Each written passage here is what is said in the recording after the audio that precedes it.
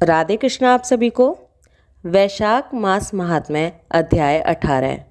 राजा हेमकांत का चरित्र सुनने के बाद मिथिलापति श्रुतदेव जी से पूछते हैं, हे ब्राह्मण, जब वैशाख मास के धर्म अतिशय सुलभ, पुण्य राशि प्रदान करने वाले, भगवान विष्णु के लिए प्रीतिकारक, चारों पुरुषार्थों की तत्काल सिद्धि करने वाले, सनातन और वेदोक्त हैं, तब संसार में उनकी प्रसिद्धि कैसे नहीं हुई। तब श्रुतदेव जी ने कहा, हे राजन, इस पृथ्वी पर लौकिक कामना रखने वाले ही मनुष्य अधिक हैं। उनमें से कुछ राजस और कुछ तामस हैं। वे लोग इस संसार में भोगों तथा पुत्र पौत्र आदि संपदाओं की ही अभिलाषा रखते हैं। कहीं किसी प्रकार कभी बड़ी कठिनाई से कोई एक मनुष्य ऐसा मिलता है जो स्वर्गलोक के लिए प्रयत्न करता है, और इसीलिए वह यज्ञ आदि पुण्य कर्मों का अनुष्ठान बड़े प्रयत्न से करता है, परंतु मोक्ष की उपासना प्राय कोई नहीं करता। तुच्छ आशाएं लेकर बहुत से कर्मों का आयोजन करने वाले लोग प्राय काम्य कर्मों के ही उपासक हैं। यही कारण है कि संसार में राजस और तामस धर्म अधिक विख्यात हो गए, परंतु सात्विक धर्मों की प्रसिद्धि नहीं हुई। ये सात्विक धर्म भगवान विष्णु को प्रसन्न करने वाले हैं, निष्काम भाव से किए जाते हैं और इस लोक तथा परलोक में सुख प्रदान करते हैं। देव माया से मोहित होने के कारण मूढ़ मनुष्य इन धर्मों को जानते ही नहीं। पूर्व काल की बात है, काशीपुरी में कीर्तिमान नाम से विख्यात एक चक्रवर्ती राजा थे। वे इक्ष्वाकु वंश के भूषण तथा महाराज नरक के पुत्र थे। संसार में उनका बड़ा यश था। वे अपनी इंद्रियों और क्रोध पर विजय पा चुके थे। ब्राह्मणों के प्रति उनके मन में बड़ी भक्ति थी। राजाओं में उनका स्थान बहुत ऊंचा था। एक दिन वे मृग माया में आसक्त होकर महर्षि वशिष्ठ के आश्रम पर आए। वैशाख की चिलचिलाती हुई धूप में यात्रा करते हुए राजा ने मार्ग में देखा, महात्मा वशिष्ठ के शिष्य जगह जगह अनेक प्रकार के कार्यों में विशेष तत्परता के साथ संलग्न थे। वे कहीं पौंसला बनाते थे और कहीं छाया मंडप, किनारे पर झरनों के जल को रोककर स्वच्छ बावली बनाते थे। कहीं वृक्षों के नीचे बैठे हुए लोगों को वे पंखा डुलाकर हवा करते थे। कहीं ऊख देते, कहीं सुगंधित पदार्थ भेंट करते और कहीं फल देते थे। दोपहरी में लोगों को छाता देते और संध्या के समय शरबत। कोई शिष्य घनी छाया वाले वन में झाड़ू बुहार कर साफ किए हुए आश्रम के प्रांगण में हितकारक बालुका बिछाते थे और कुछ लोग वृक्षों की शाखा में झूला लटकाते थे। उन्हें देखकर राजा ने पूछा, आप लोग कौन हैं? उन्होंने उत्तर दिया, हम लोग महर्षि वशिष्ठ के शिष्य हैं। राजा ने पूछा, ये सब क्या हो रहा है? वे बोले, ये वैशाख मास में कर्तव्य रूप से बताए गए धर्म हैं, जो धर्म, अर्थ, काम, मोक्ष चारों पुरुषार्थों के साधक हैं।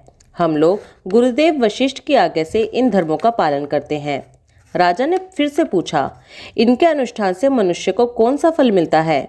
किस देवता को प्रसन्न किया जाता है? उन्होंने उत्तर दिया, हमें इस समय ये सब बताने के लिए अवकाश नहीं है। आप गुरुजी से ही यथोचित प्रश्न कीजिए। वे महायशस्वी महर्षि इन धर्मों को यथार्थ रूप से जानते हैं। शिष्यों से ऐसा उत्तर पाकर राजा शीघ्र ही महर्षि वशिष्ठ के पवित्र आश्रम पर, जो विद्या और योग शक्ति से संपन्न था, वहां पर गए।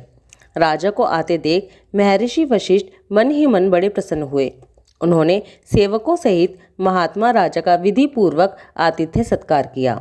जब वे आराम से बैठ गए तब गुरु वशिष्ठ से प्रसन्नता पूर्वक बोले, भगवान, मैंने मार्ग में आपके शिष्य द्वारा परम आश्चर्यमय शुभ कर्मों का अनुष्ठान होते देखा, किंतु उसके संबंध में जब मैंने प्रश्न किया तब उन्होंने दूसरी कोई बात भी नहीं बताई और आपके पास आने की आज्ञा दी।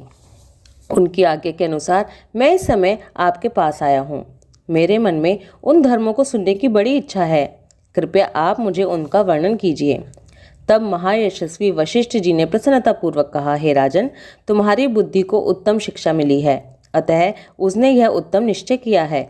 भगवान विष्णु की कथा के श्रवण और भगवत कर्मों के अनुष्ठान में जो तुम्हारी बुद्धि की अत्यंतिक प्रवृत्ति हुई है, यह तुम्हारे किसी पुण्य का ही फल है, जिसने वैशाख मास में बताए हुए महाधर्मों के द्वारा भगवान श्री हरि की आराधना की है। उसके उन धर्मों से भगवान बहुत संतुष्ट होते और उसे मनवांछित वस्तु प्रदान करते हैं। संपूर्ण जगत के स्वामी भगवान लक्ष्मीपति समस्त पाप राशि का विनाश करने वाले हैं। वे सूक्ष्म धर्मों से प्रसन्न होते हैं, केवल परिश्रम और धन से नहीं।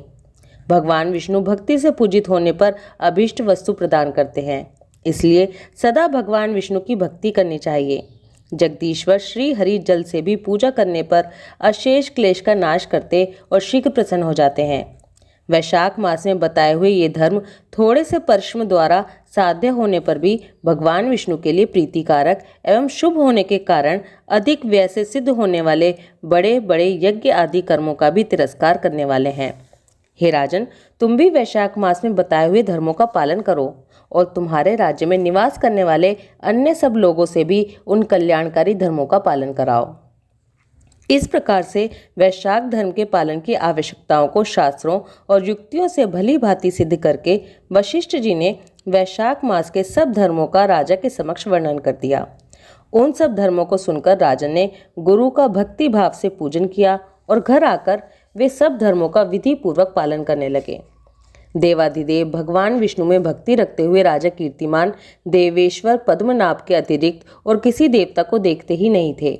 उन्होंने हाथी की पीठ पर नगाड़ा रखकर सिपाहियों से अपने राज्य भर में डंगे की चोट पर यह घोषणा करवा दी कि मेरे राज्य में जो 8 वर्ष से अधिक की आयु वाला मनुष्य है, उसकी आयु जब तक 80 वर्ष की नहीं हो जाती तब तक मेष राशि में सूर्य के स्थित होने पर यदि वह प्रातःकाल स्नान नहीं करेगा तो मेरे द्वारा दंडनीय, वध्य तथा राज्य से निकाल देने योग्य समझा जाएगा।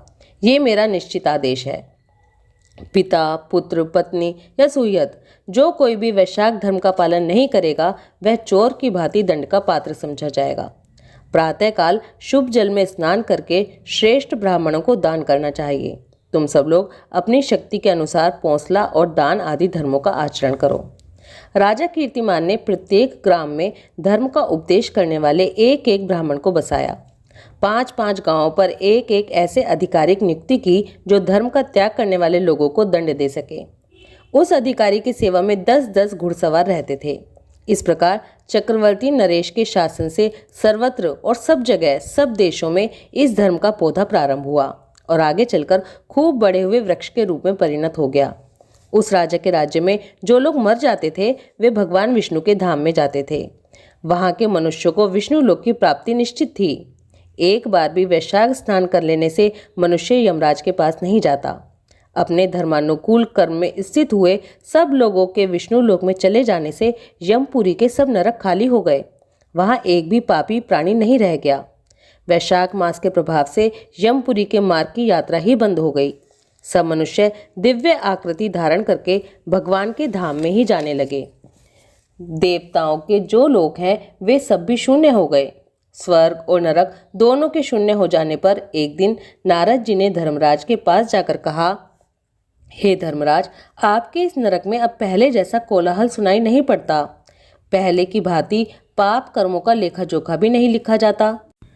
चित्रगुप्त जी ऐसे मौन भाव से बैठे हुए हैं जैसे कोई मुनि हो। महाराज, इसका कारण तो बताइए।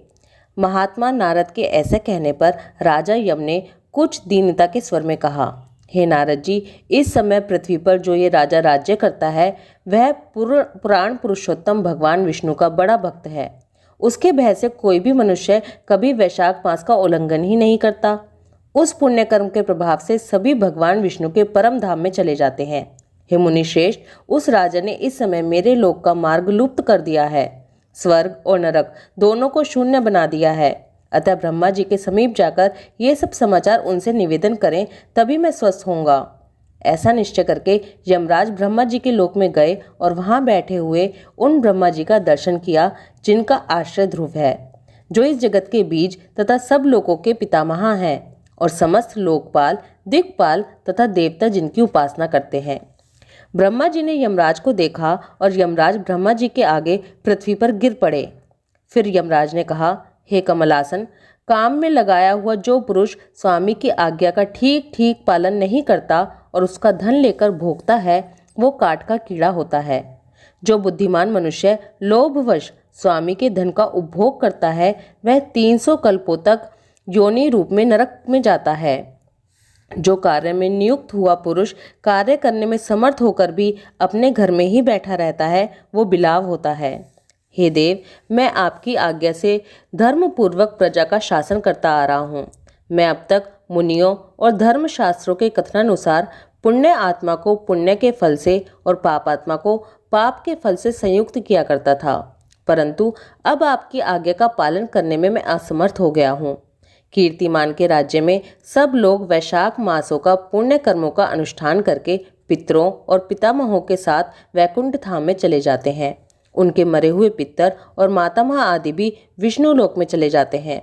इतना ही नहीं, पत्नी के पिता, ससुर आदि भी मेरे लेखकों को मिटाकर विष्णु लोक में चले जाते हैं। हे देव, बड़े बड़े यज्ञों द्वारा भी मनुष्य वैसी गति नहीं पाता जैसी वैशाख मास से मिल रही है। संपूर्ण तीर्थों से, दान आदि से, तपस्याओं से, व्रतों से या संपूर्ण धर्मों से युक्त मनुष्य भी उस गति को नहीं पाता जो वैशाख धर्म में तत्पर हुए मनुष्य को प्राप्त हो रही है। वैशाख में प्रातःकाल स्नान करके देव पूजन, मास महात्म्य की कथा का श्रवण तथा भगवान विष्णु को प्रिय लगने वाले तदनुकूल धर्मों का पालन करने वाला मनुष्य एकमात्र विष्णु लोक का स्वामी होता है। और जगतपति भगवान विष्णु के लोक की तो मेरी समझ में कोई सीमा ही नहीं है, क्योंकि सब ओर से कोटि कोटि प्राणियों का समुदाय वहां पहुंच रहा है, तो भी वह भरता ही नहीं है। इस संसार में पवित्र और अपवित्र सभी लोग राजा की आज्ञा से वैशाख मास के धर्म का पालन करके विष्णु लोक को जा रहे हैं। हे लोकनाथ, उसकी प्रेरणा से संस्कारहीन मनुष्य भी वैशाख स्नान मात्र से वैकुंठ धाम में चले जाते हैं। वो केवल भगवान विष्णु के चरणों की शरण लेने वाला है। जान पड़ता है वह समस्त संसार को विष्णु लोक में पहुंचा देगा। जो पुत्र धर्म, अर्थ, काम और मोक्ष के प्रतिकूल चलता हो, वह पृथ्वी पर माता के पेट से पैदा हुआ रोग है। वह अधम पुरुष अपनी माता का घात करने वाला कहा जाता है, किंतु राजा कीर्तिमान की माता और उसकी पत्नी का पुण्य संसार में विख्यात है। उसकी माता एकमात्र वीर जननी है और वह राजा निश्चय ही संसार में बहुत बड़ा वीर है। जिस प्रकार कीर्तिमान मेरी लिपि को मिटाने में उद्यत हुआ है, ऐसा उद्योग पुराणों में और किसी का नहीं सुना गया है। भगवान विष्णु की भक्ति में तत्पर हुए राजा कीर्तिमान के सिवा दूसरे ऐसे किसी को मैं नहीं जानता जो डंका बजाकर घोषणा करते हुए लोगों को ऐसी प्रेरणा देता हो और मेरे लोक के मार्ग को विलुप्त करने की चेष्टा करता हो। वैशाख मास महात्म्य अध्याय 18 समाप्त। ओम माधवाय नमः। राधे कृष्णा।